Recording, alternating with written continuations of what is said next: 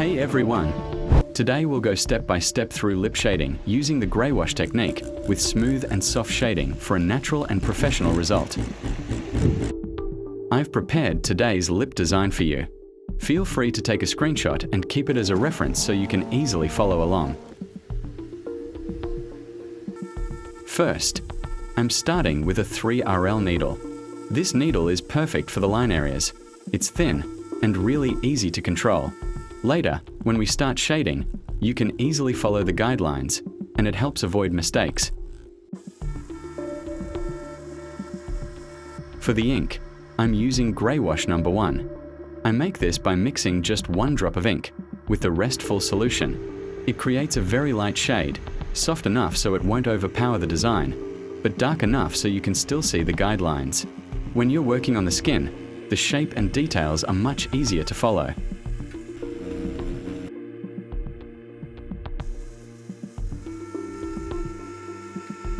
By the way, I'm using Panthera Tribal Black ink and Intense solution. What brand or ink do you use? Let me know in the comments. I'd love to hear what other artists prefer. Sharing tips like this really helps the tattoo community. The reason I start with this light tone is that if the stencil wipes off while working, the soft guidelines will still be visible on the skin, helping me keep the shape and proportions correct without stopping to reapply the stencil. This way, it saves time and keeps the workflow smooth. Needle depth should be around 1 to 1.5 millimeters. Keep your hand relaxed. Too much pressure can cause uneven lines. Take your time. This is just the base frame for the lips. Notice the natural curves and edges carefully, because a solid foundation will make the soft shading look smooth and realistic. Now, take a close look at your lip design. Examine the curves, edges, and areas that need more depth. Pay attention to the highlights, like the Cupid's bow and the center of the lower lip, and the shadows, like the corners and inner parts. Observing these carefully will guide your shading and make the lips look more realistic. Now, let's work on the natural lines of the lips. Start with a very light touch and a steady hand. Hold the machine at a slight angle, around 45 degrees, so the needle follows the natural ridges of the lip. Move slowly and consistently along the curves. Avoid stopping abruptly or pressing too hard. Use small, controlled circular motions for uneven areas to create soft transitions. Always observe the tiny folds and variations on the surface. These subtle lines are what make the lips look realistic. Think of your hand as guiding the needle gently, letting it flow with a natural shape rather than forcing it.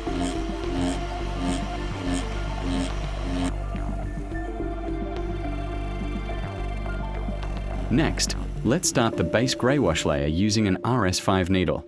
Apply in gentle, circular motions. Keep your hand relaxed and pressure consistent. Build small layers first, then gradually add more. This helps create smooth, natural gradients.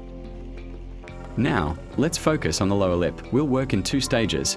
First, use Graywash number 1 to create a light, soft base. Keep your hand relaxed and your wrist flexible, holding the RS5 needle at a gentle 45-degree angle. Follow the natural curves and tiny folds slowly, with controlled strokes. Think of this stage as mapping the lip. It guides your shading and keeps everything consistent. By the way, if you're finding these tips useful, a quick like helps me know. And feel free to share your experiences in the comments. I'd love to hear which part of lip shading you find tricky.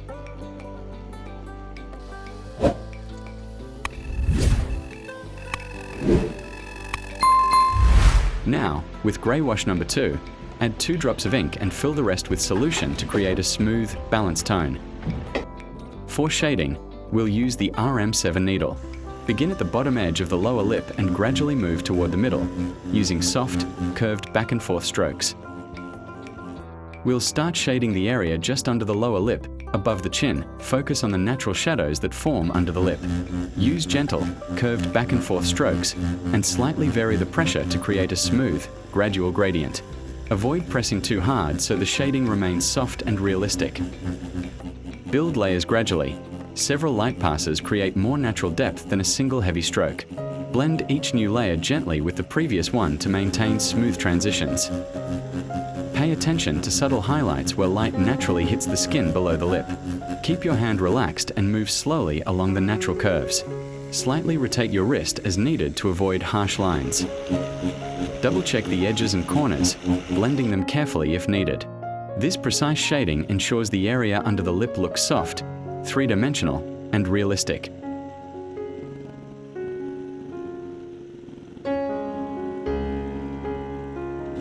Now that the area under the lip is shaded, it's time to move to the lower lip itself. Focus on areas that naturally hold shadows, such as the corners and the center of the lower lip.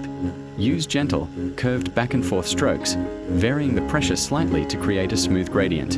Avoid pressing too hard to maintain soft, realistic shading. Build layers gradually. Several light passes will create more natural depth than a single heavy stroke. Blend each new layer softly with the previously shaded areas to ensure smooth transitions. Pay attention to subtle highlights, where light naturally hits the lip to add volume and a three-dimensional effect. Keep your hand relaxed and move slowly along the natural curves of the lip. Slightly rotate your wrist as needed to follow the shape and prevent harsh lines. Check the edges and corners, blending them gently if necessary. This careful shading ensures the lower lip looks soft, full, and realistic. Move on to the upper lip, starting with the areas that naturally hold deeper shadows, such as the corners and the curves near the philtrum. Use small, controlled back and forth strokes to gradually build depth. Pay close attention to the natural shape, volume, and subtle folds of the lip. To achieve smooth transitions from dark to light, layer the pigment lightly, in short, deliberate passes. Avoid overworking any single area, as this can flatten the natural texture of the lip. Notice where the lip naturally catches light. Leave delicate highlights along the center, the cupid's bow, and the edges to enhance dimension and realism. Adjust the angle of your needle slightly with each stroke to follow the lip's contours. This technique helps prevent uneven spots and ensures a polished, natural look. Take your time, blending shadows into the surrounding skin, especially near the corners and under the philtrum, to create a seamless finish. Focus on subtle variations in pressure and stroke length to mimic the natural gradients of an upper lip. These small details are what make the lip appear soft, full, and lifelike. Check periodically from different angles to ensure the shading flows naturally with the curvature of the lip. This careful observation and adjustment will result in a realistic, three-dimensional effect.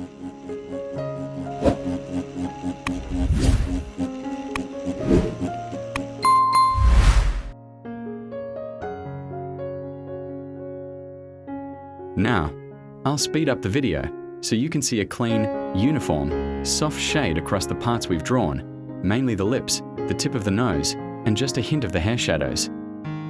We are keeping the tones smooth and balanced, darkening only where it's needed to give these areas a soft, realistic depth. Remember, we are only adding a light suggestion of the hair here. If you want to learn the full realistic hair technique, you can watch the dedicated realistic hair tutorial at the top of the page after finishing this video. This is not the final stage yet. There are still more layers to add to bring the whole piece to life, so stay until the end and watch the complete tutorial to see how everything comes together. If you've watched this far, drop a like and leave a comment if you have any questions. I'll be happy to help. Alright, now that we've seen the overall shading come together in the quick preview, let's slow down and move into the next stage. We are starting with Graywash, cup number 3, 3 drops of ink into the cup, and fill the rest with full solution.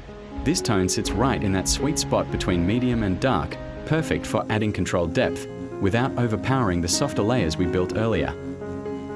With cup 3, our goal isn't to flood the area, it's to enhance specific shadows and refine the form, keep the hand relaxed, movement steady, and pressure consistent.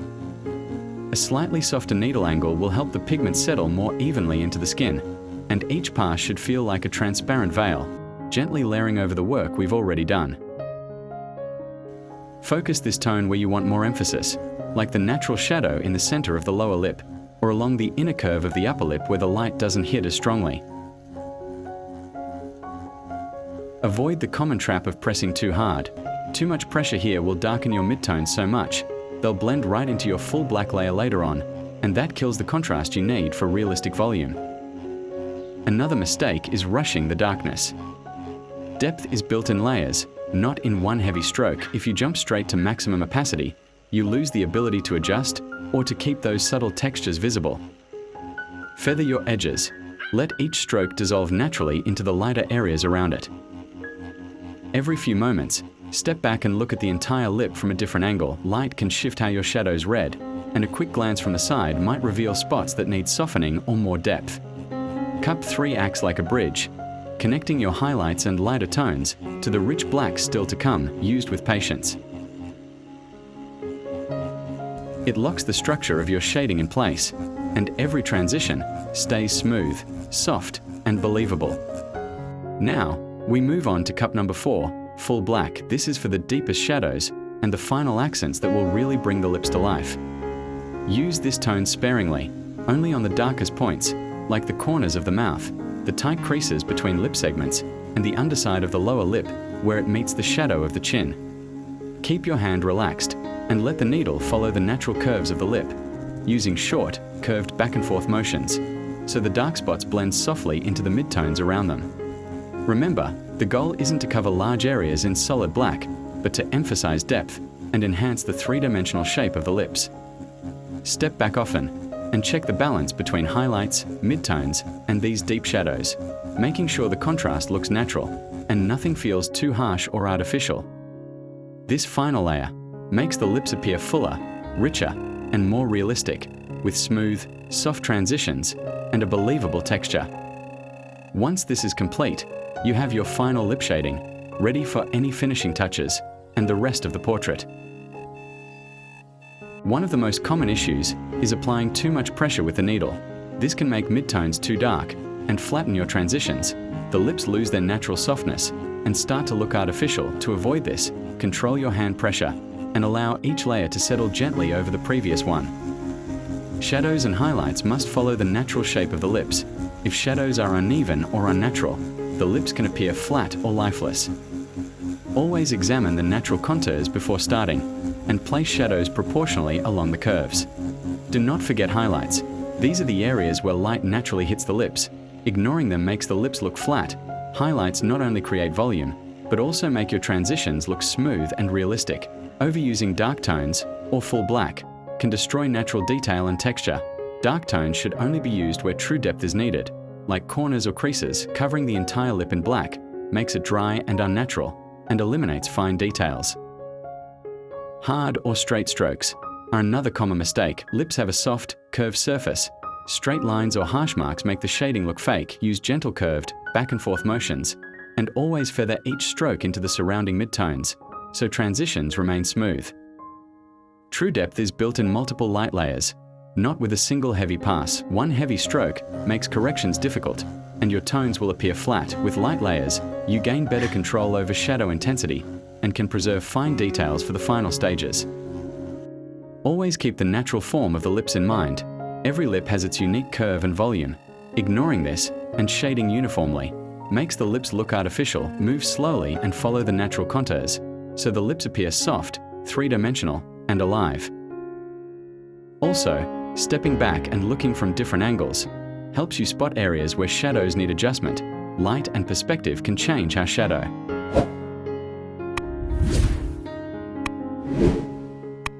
Now, for the final stage, we look at the entire lip and surrounding area. First, focus on the lip line texture. Apply a very light, almost transparent layer, just enough to emphasize the natural contours, without harsh or artificial lines. This subtle touch adds realism and ensures the lips look soft, smooth, and three-dimensional. Once the lip lines are set, we go over the entire lip and surrounding areas, checking where shadows need to be slightly deepened and where the tones need to remain soft and natural. For the outer edges, around the lip cup and the upper lip, just below the nose, use gentle, soft, curved strokes, almost feathering, to create a smooth, silky gradient. Move slowly, build depth gradually, layer by layer, and keep your hand relaxed, so the transitions remain soft and natural. Step back, look from different angles, observe the highlights, midtones, and subtle shadows. Adjust any spots that seem too harsh, and ensure the overall lip looks smooth, even, and realistic. This final layer brings the lips together with the rest of the face, soft, smooth and realistic, with natural volume and believable depth, ready for any finishing touches on the Realism portrait. Good luck, and be sure to watch the realistic hair tutorial.